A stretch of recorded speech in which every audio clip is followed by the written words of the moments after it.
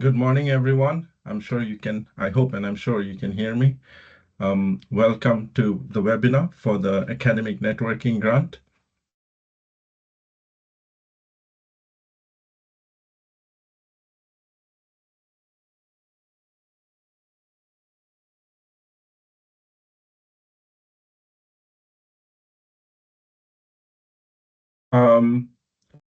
So today we will go over the overview, eligibility, and application process for the Academic Networking Grant. Just a disclaimer that this session will be recorded. So if you're not comfortable with this recording, this is your chance to leave the webinar. I'll give it about 15 seconds or 30 seconds for more participants to join. We had quite a bit of a registration.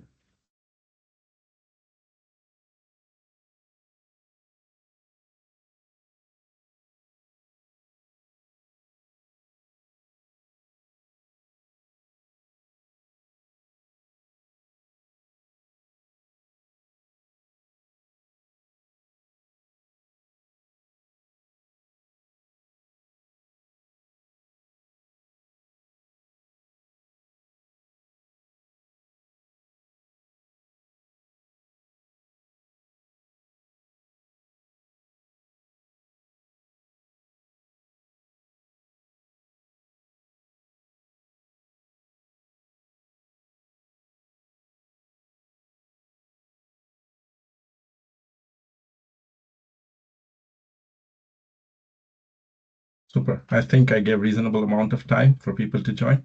Let's get this started.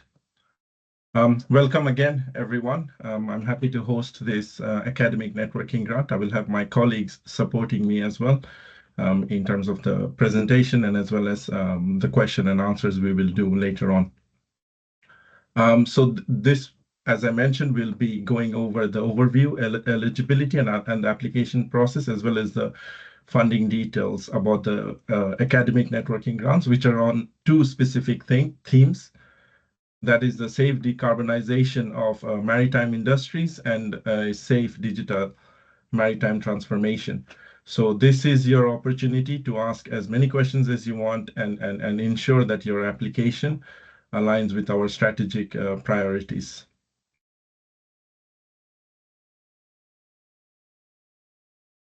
So how this webinar will take place is this is the structure. So first I will start off with a presentation all by myself. I'll explain about the grant, starting off with telling who we are, Lloyd Register Foundation, and then going over the themes in a bit more details, and then covering who can apply, plus what we are looking for, the support we will provide, the key dates, and also highlight that there is a LinkedIn networking group which you can take advantage of. So that the first half will be the presentation. Hopefully, I should take 20-25 minutes, and then give you good 40 minutes to cover questions from Q&A. So first set of questions we will pick up are from the Q&A tab on the webinar. So please note that there is a Q&A tab. As I go along the presentation, if any questions that pop up, feel free to message, feel free to put them on the Q&A tab. My colleagues will pick it up, and then we'll organize them and then cover them after the presentation. And then at the end, hopefully we will have covered all the chat questions, the questions from the Q&A tab. Then we will unmute your mics, and then you are welcome to raise your hands. And then according to the order of the raised up hands, we will pick the participants, and then you can ask your questions, and we will do a live audio Q&A. Hopefully, let's see this all goes according to time. The objective is to finish by 10:25. So we start at 10:25 GMT, which is in about 55 minutes or so, just 5 minutes before, 10:30. Let's get started. So about the foundation, we are Lloyd Register Foundation. We are a global safety charity with a mission to engineer a safer world. As you may know, that we have a unique structure where we get our income from our dividends, and also we have Lloyd's Register Group, which is a global trading company. And as many of you might have already looked up, LR is a global provider of safety services, and this also aligns with our mission. And we also draw our knowledge from LR's networks, expertise, and this is how we deliver more impact. So we've published our latest strategy, which is from 2024 to 2029. I highly recommend reading this up so that your application would align a bit more with our views. To highlight the main themes, we have three priority areas, which is the safer maritime systems, the safer sustainable infrastructure, and skilled people for safer engineering. We also have our existing assets, which we are building upon, which is the evidence and insight and heritage and the Heritage Center. So together, again, rounding up, our mission is to engineer a safer world. We want to be a leading supporter of engineering-related research, training, and education, which makes a real difference in improving the safety of people and the critical structure on which modern society relies. And throughout the next 5 years, our objective is to internationalize, led by local voices. We want to influence others to act. We want to leverage additional resources and be a trusted voice in safety, and then strengthen our voice in maritime system for the future. So this is about our foundation. Then moving on to the overview of the grant. So the grant, quite simply, is to strengthen our global academic partnerships for safety-focused research. We have two main themes. One is the safe decarbonization of maritime industries, and the second one is a safe digital maritime transformation. The grant is expected to last about 2 years, and we are giving up to £250,000 sterling per grant, and there is a total of two grants. I will go a little bit more into safe decarbonization of the themes. I will go into both of the themes a little bit more. So the objective here is to ensure that the transition is to low and zero carbon maritime operations is conducted safely, protecting people, infrastructure, and environment. This presentation slide deck will be shared. So these are the things you should consider while drafting your application. So the idea is to think about the safer outcomes from decarbonization trade, the safety consideration that must be taken to adopt alternative fuels, then risk assessments, mitigation strategies for all the decarbonization technologies, then the regulatory frameworks and industry best practices for safe decarbonization, and what the technical considerations are around this maritime decarbonization. And also, most importantly, it should be multidisciplinary, including design, human factors, law, and the rest of it. We are through Lloyd's Register Group quite active in this space, and I would highly recommend you to look up the Maritime Decarbonization Hub. There is a link here which you will get, but even if you Google the Maritime Decarbonization Hub and Lloyd's Register, you should be able to find this, and then you will have a better idea of this topic. So that's theme one. Theme two is a safe digital maritime transformation, which is we want to support the safe and effective integration of the new upcoming digital technologies in the maritime industry to enhance safety, efficiency, and sustainability. And again, some bullet points here are about things that you should consider again while drafting the application. One is the cybersecurity and resilience in maritime digitalization. Safe deployment of AI, automation, and remote operations in shipping, and related human factors and training that must be needed for digital adaptation in maritime environments. And then I've also put a useful / recommended read, which is again through our Lloyd Register group, you will find this article where we measure the progress of digital transformation in ship operations. So when you get this slide deck, please go over these links and do explore all these topics. I'm hoping people are taking the opportunity to ask questions as well as we go along. So the next bit is we get to the details of who can apply. So I will spend a bit of time here explaining. So the eligible applications are exclusively academic institutions only and the research centers within universities. And one of the key requirements, we have a detailed requirement in our call page. Please do see that. Here I'm only highlighting one of the main requirements, which is the need for a collaborative proposal. So we need it to be a joint proposal. We need at least one high-income institution and at least one lower middle-income country institution. And then together, you get together and then you make an application. Of course, the proposal can have more partners, but we are looking to see a balance between HIC countries and LMIC countries. So we want to see a good balanced representation as much as possible. Lead applicant can be any of the partner institutions. At the end, we will only contract with the lead applicant. And again, a friendly note here that you're more than welcome to drop us an email and clarify if you're not sure about your eligibility. We're happy to take questions and we'll solve your questions.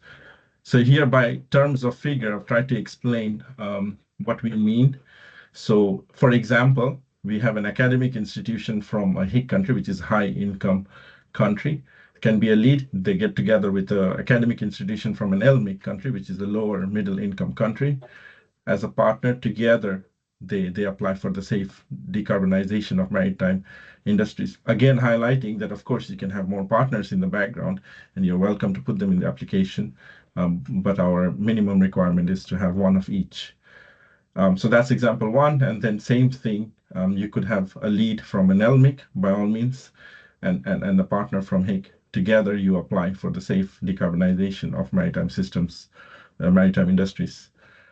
Then following on, just repeating the same thing, but just to emphasize the requirement that one from LMIC is a lead and one from HIC as a lead, or vice versa.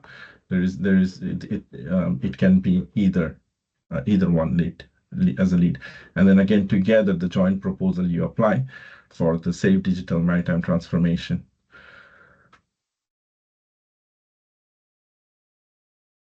Once again, I will emphasize that if you're not sure, please feel free to send us an email or here.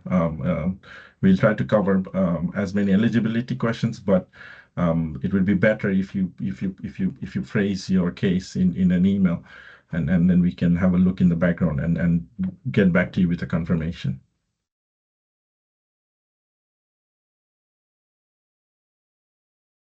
Good. I think that covers who can apply. Then moving on to what we are looking for, our expectations. This is again detailed in our call page, but here to explain. We are looking for a very diverse and interdisciplinary network. So we want to engage experts across the whole A to Z of businesses, from engineering, science, economics, policy, business, funders, ensuring representation from both HICs and LMICs. This is now we're talking about if the candidate that's already doing the project. So this is the kind of activities we expect from you. So this is when you get the grant, when you're doing the activities, these are our key expectations, which is we want to engage with experts across all different types of fields. We expect that there will be a lot of workshops and to address research gaps. And the idea here is to facilitate problem-solving sessions. We want to see what the research gaps are, what the barriers are, and on opportunities using a structured methodology Yeah. And then once we find those gaps, barriers, and opportunities, how, how do we outline these clear pathways to address these challenges, and then how do we support future research and collaboration? Um, that's that. And then the other thing we expect is that all outputs should be so when we collect all this valuable information, we expect all these outputs to be open access, including reports, research findings, conference materials. They should be freely accessible to maximize global impact. And then at the end, disseminate these findings through a high impact conference, organize a large scale conference to engage industry leaders, policymakers, researchers, and funders in advancing solutions. We did mention in our call that when you're applying for the funding, you can leave the conference out of it. It can be we can discuss about it when the application gets through. So the conference is a separate can be a separate budget, but it doesn't need to be within the 250,000 pounds while you're making the application. So we'll discuss about it in future. But at the end, the idea is that all these would be delivered through a very high impact conference. And then again, another note just to highlight, just to encourage the kind of things we're looking. We want we want project to be as creative as possible. Basically, it could be incorporating anything like research visits, future studies, cross disciplinary symposia, or again re-granting it for deep dives, and then public engagement work. The idea is to be as creative as possible to cover all these points. Good. Things still good on time. I will move to the next bit. Again, important details. Sorry, it's a bit text-based, but these are very important details to consider, that where the applications can be out of scope. So I will read them out. We do not want applications that do not contribute to improving safer outcomes in engineered systems, in our interest being maritime and ocean-related assets. And if it is narrowly focused on single discipline initiatives without demonstrating broader impact or interdisciplinary collaboration. And then are solely academic with no plans to engage the wider ecosystem of stakeholders. Again, highlighting the key expectation we said that we want as many stakeholders to be involved as possible. And then we also do not support the commercial product development without a strong connection to research and safety. Basically, we will not fund academic projects focused solely on developing a technology.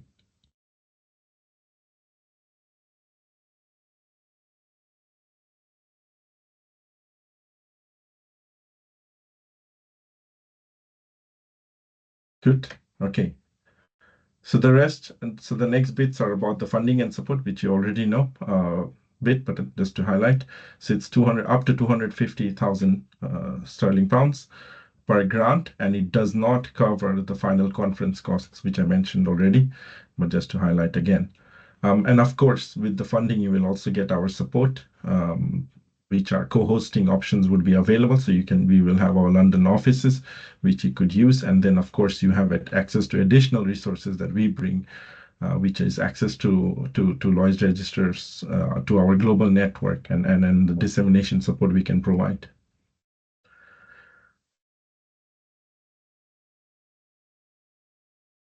Application process. Okay. Few points to highlight, and please bear in mind, the first step is to register with our grants management system, which is called the FlexiGrant.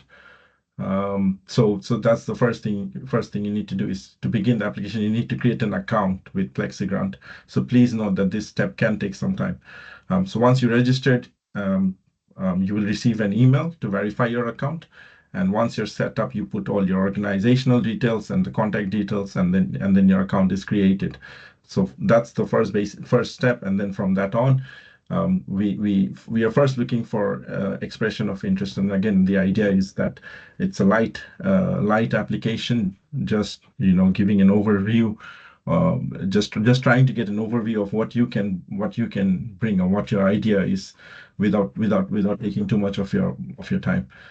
So what we are expecting here is a very concise proposal summary that includes, the problem and opportunity you will address, how you're going to do it, the kind of multidisciplinary stakeholders you have, including how you will, grow the network membership and engage the different communities, and an idea about the key activities and workshops and conferences you're thinking about, what are the outcomes and how they will align with our strategic priorities, and an indicative budget at the end, including anticipated overheads. So we aim to make this stage quick and straightforward, again, mainly keeping your time in focus. And after you submit your proposal summary, you will be notified whether you will progress to the full proposal stage or not. That's the first bit, which is to submit an EOI. Good.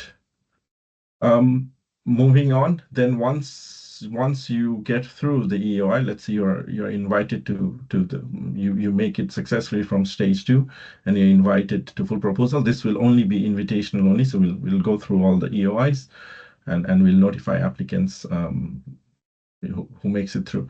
And then in this stage, we will need detailed details of everything from workshop to conference plans to the specific research questions, what is the budget breakdown, and most importantly, we'll also be looking for letters of support that you bring with the key partners that are going to be involved in this project.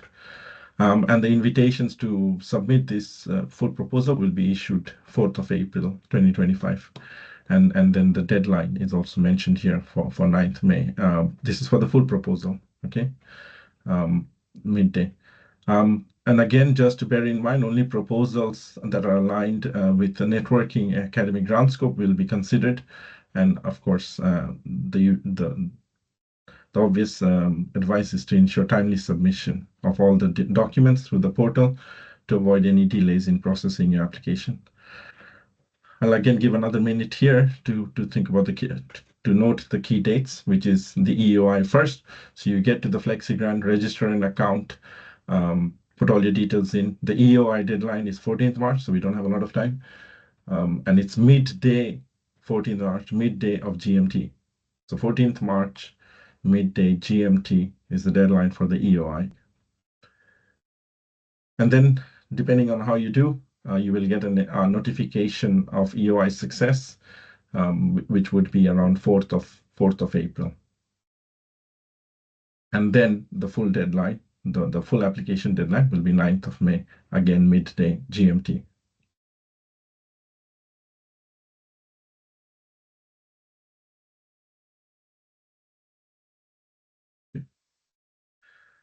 And then how we will assess your full application is we have an independent expert review. We will make sure that your proposal meets certain quality standards and are evidenced, sufficiently evidenced, good value for money, and of course have a good chance of success. And the decision panel will review all the proposals that have passed the review stage and decide which proposals we will take forward to contract.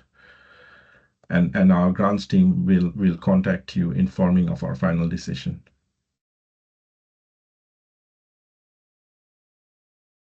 So far, so good. Then I'm coming to the close of this presentation, and to emphasize that we understand that we are asking for global collaboration. So we've set up a LinkedIn networking group. Here is a QR code you can scan to get to the code to the group immediately. So the idea of this group is to simply help organizations and experts connect. There are a lot of members already that have signed up to this group. Feel free to message each other and then and build a partnership, and anyone can join, specific to this networking run, but you're welcome to join and see who you can connect with. And then you can potentially find grant partners here, and also use this platform to engage in discussions on key research challenges. You will get the slide deck, but I will give it about 10 seconds, 15 seconds for you to scan the code and get to the LinkedIn group.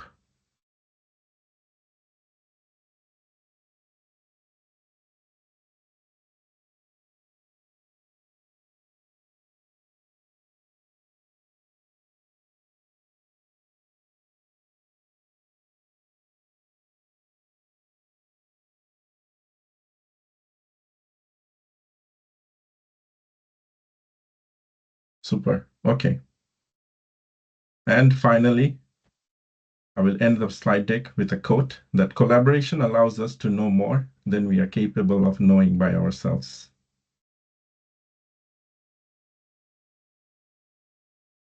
That's all from my side. I really thank you for your time.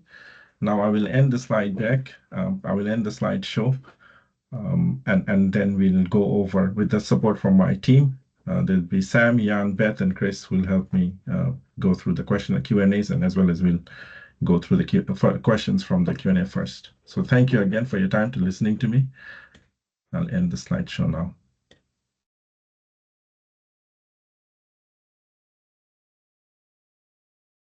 Super. Okay, Sam, do we have questions? We do, yes. I'm just going to unmute Jan and Chris. Yeah, thank you all for your questions. And also Beth. Yep.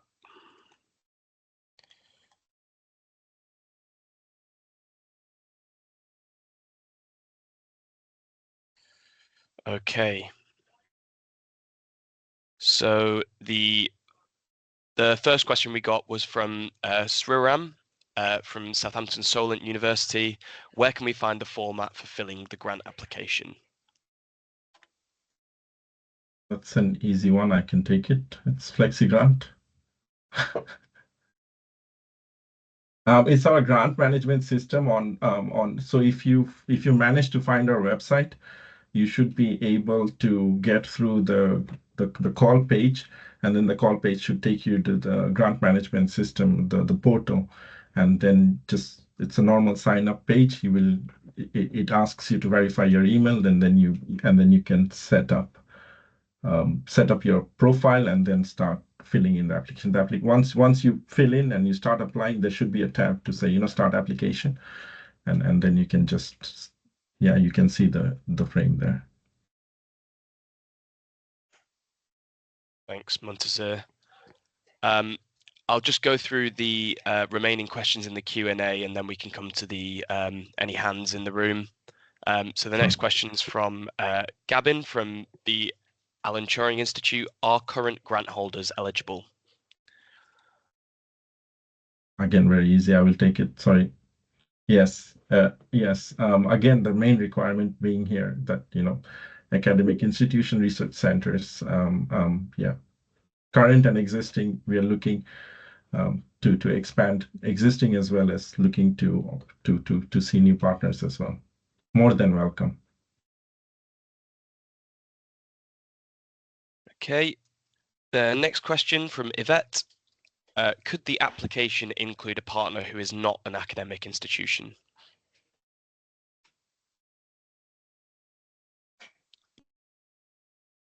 Could the application include a partner who is not an You're welcome to have as many partners as you want. So that's the thing. If you have it looks, I would think it looks better on your application, but bare minimum we want one HIC academic institution, which is a high income country, and we want one LMIC, lower middle income country institution. And then behind that, you're welcome to have as many partners who are not academic. But again, bear in mind, please, that we would like to see balanced representation between the two regions, or between LMIC and HIC. Okay, thanks, Montazir. And the next question from Casper. Are there any regions or locations in the globe that you are prioritizing? I'm happy to take that on, Montazir. So we grant fund globally. So for us, it's about where we see a significant need. However, we do have some sort of areas of focus at the moment in the foundation. So that includes India, Bangladesh, Kenya, Ghana, Philippines, Indonesia, and Brazil. So you might want to make sure that there are partners or organisations that you're working with from those locations. I think would help your application. Great, thanks, Beth. Yeah, Chris and Jan, feel free to jump in. Murto, are national research centres not within universities eligible to apply? Do you want me to take this one? Sounds good. Thanks, Chris. I think it's probably a little bit case by case. A national research centre could look a lot like a university in some countries, and it could look more like an industrial research centre in other countries. So I think it would be useful in the first instance to get in touch with Muntazir, and then we can make a decision on that, because depending on the country, it could look quite different. So if you could just get in touch with us and make a bit of a case for that, of why the work that you're doing is primarily academic and the partners that you work with are primarily academic, then we can make a decision. Great, thanks, Chris. Yeah, and just a reminder, if you do have any questions, please use the Q&A function instead of the chat, just so we can ensure we've addressed every single one. We've got Nicola. Are you expecting this to be a recurring call with future deadlines, or will this be the only chance to apply? I'll probably take this one. This is something that we haven't yet decided. For the moment, this is the only call that there will be in the next 12 months. There might be something after that, but we haven't yet decided. Great, thanks, Jan. Another question from Sriram. For the EOI, do we have to mention the names of collaborators, or will LRF choose the collaborators based on their EOIs?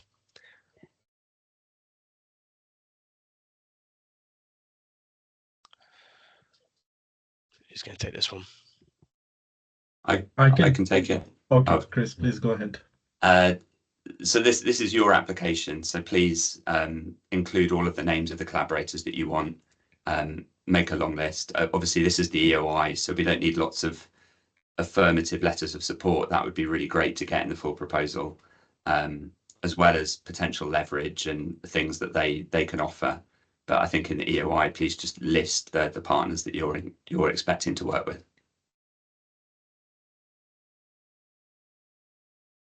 Perfect. Thanks, Chris. Okay, we've got another question from Christos.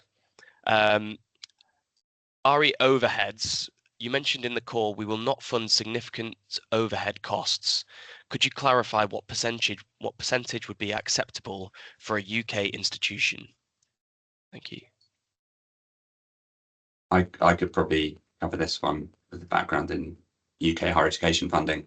So the funding from a charity should be costed appropriately in terms of the university. So we wouldn't expect estates costs. We wouldn't expect specific indirect costs. So your team who can cost proposals, if you tell them this is a UK-based charity, they can cost it appropriately and recover the additional costs from the UK government through Research England. So your costing team should be able to give you a view on that. In terms of what we as an organisation, we're not looking to fund anything that isn't directly related to the application. So we would want the overheads to be well justified in the full proposal as well. In the EOI, I think we're looking at something which is a bit ballpark, with as much detail as you can give, but recognising that it's just an expression of interest. In the full proposal, we'd need this all broken down, fully justified for all of the direct costs related to the overhead.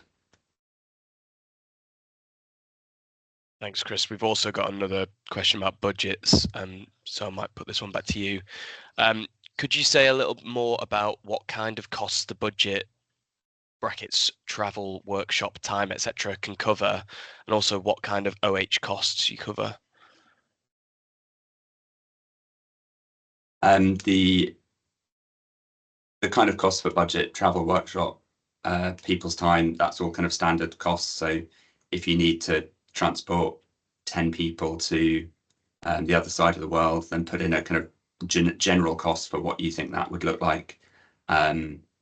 In terms of workshops, etc. If you need to hire space, then put that in. If the university can provide it, or if you can host it at Lloyd's Register Foundation, then that could be an in-kind cost. The overheads, again, it's similar to what I said before. We're not looking to cover a significant amount of overhead, so we're not going to pay your estates and library costs in terms of university, which you would usually get in the UK from the government as a funder. But we will support a small amount of overhead cost where it's justified. Great, thanks, Chris. And Tarsin, I think that might cover your question as well about does funding cover overheads? So thanks to him on there. We've got another question. Hey, I'm from Addis Ababa in Ethiopia. Are we eligible to apply? Of course, yes. Yes, you can, but remember it's a partnership between two different universities. So if you find a partner, then there is nothing stopping you from applying. Thank you, Jan. So we've got another question. Is there a portal to find partners from middle, lower income countries?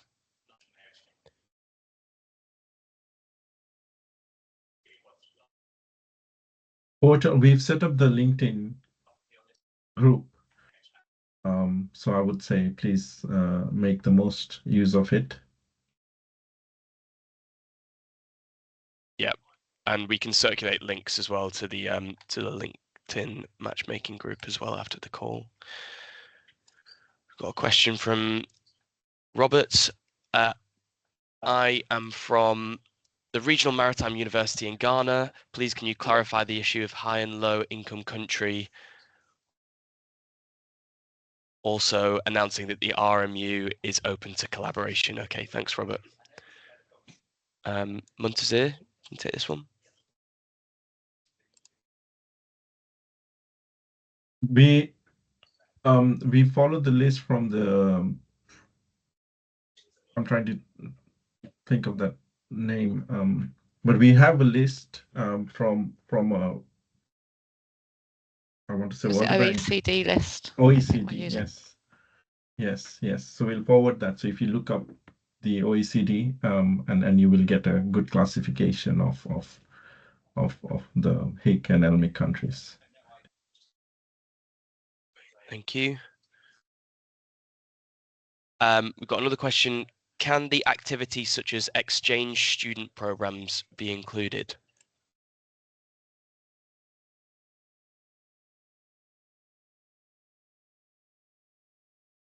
Not within this program. This is purely about a networking grant. So this is about bringing communities together to convene and learn from each other. So an exchange of students isn't really appropriate in this kind of grant unless it is connected specifically with the convening activity. Okay, great. Thanks, Jan. And we've got one more question. Could the project explore broader themes by contributing to the maritime sector as well as other industries?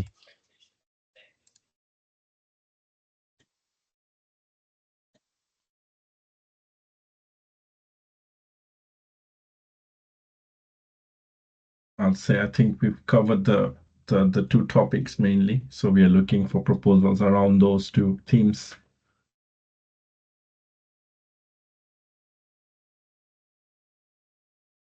Okay. Great. I think that's all the questions in the Q&A. I'm just having a look at the chat now to see if there's any I've missed. We've got one from Andrea. How detailed should the budgeting be for the expression of interest?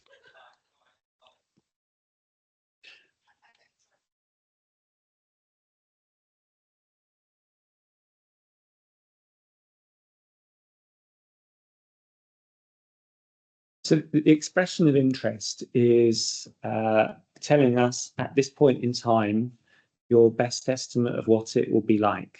If you're successful and you go through to the next round, then you will be looking to produce a much more detailed information. So at this point in time, it's what does it look like? What do you think it will look like? What's your best estimate until you go into the deep detail? Thank you, Jan. We've got one from Charles. Are there any other funding calls on the horizon?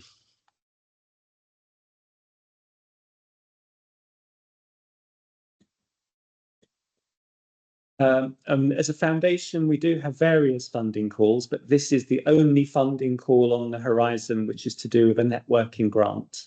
But if you follow the foundation, you sign up to our newsletters, to sign up to our LinkedIn accounts, you'll find out what other calls are coming up as they come out. Thanks, Jan. And then we've got a question from Augustine. In the development of the network, do we need to come up with a research proposal and its solution during the workshops?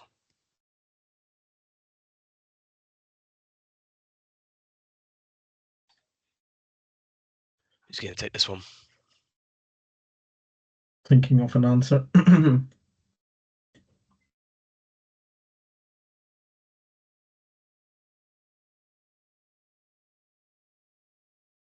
The concept is that when you're bringing the whole community together, you will be able to understand from across the globe what the different issues are, and you'll be surfacing what those potential research areas and what knowledge there is. So it's something that during the proposal, the whole point is you'll be understanding and being able to share internationally what, as a group of experts, you see as the challenges and the research areas ahead. So it's something that you will produce during the process. The whole point of convening is to be able to find things we didn't really know about until we convened. Okay, thank you, Jan. Okay, and then final question in the chat. Can the budget fund a PhD research between collaborating institutions?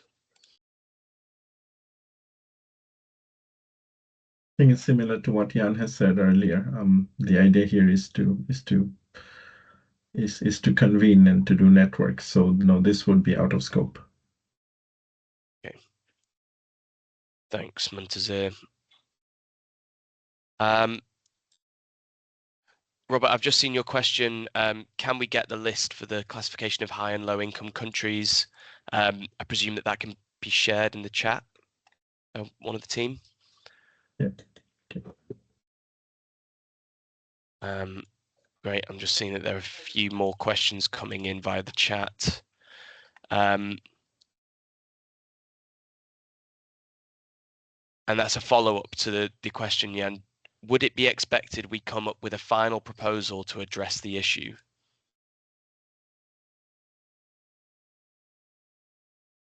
I think what we're looking for is to be able to come up with the issues and to be able to share them out.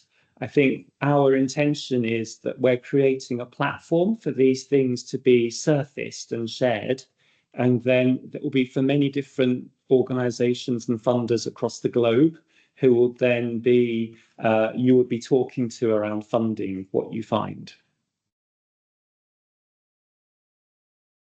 Thanks, Jan. Got another question in the Q&A. Can part of the funding go to the partnership, or is it only managed by the lead organization?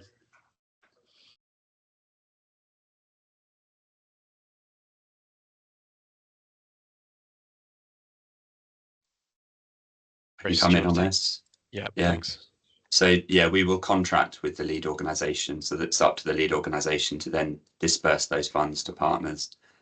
Funds can flow to partners, but they would need to be in accordance with the contract, and the contract will be between us, Lloyd's Register Foundation, and the lead partner.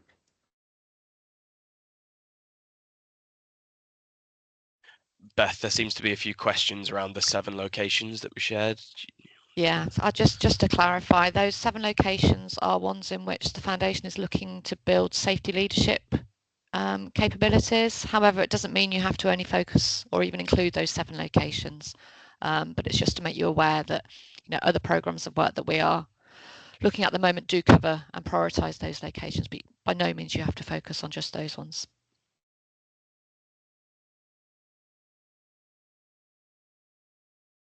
Good. I think we've covered all the questions. I would love to see participants come on camera and ask Q&A. We've been on the spot for a while. So I did see a few hands raised. Any other hands raised for questions? Munsi, I'm just going to stop the recording now as well whilst people come on camera, and then we can keep the transcription going.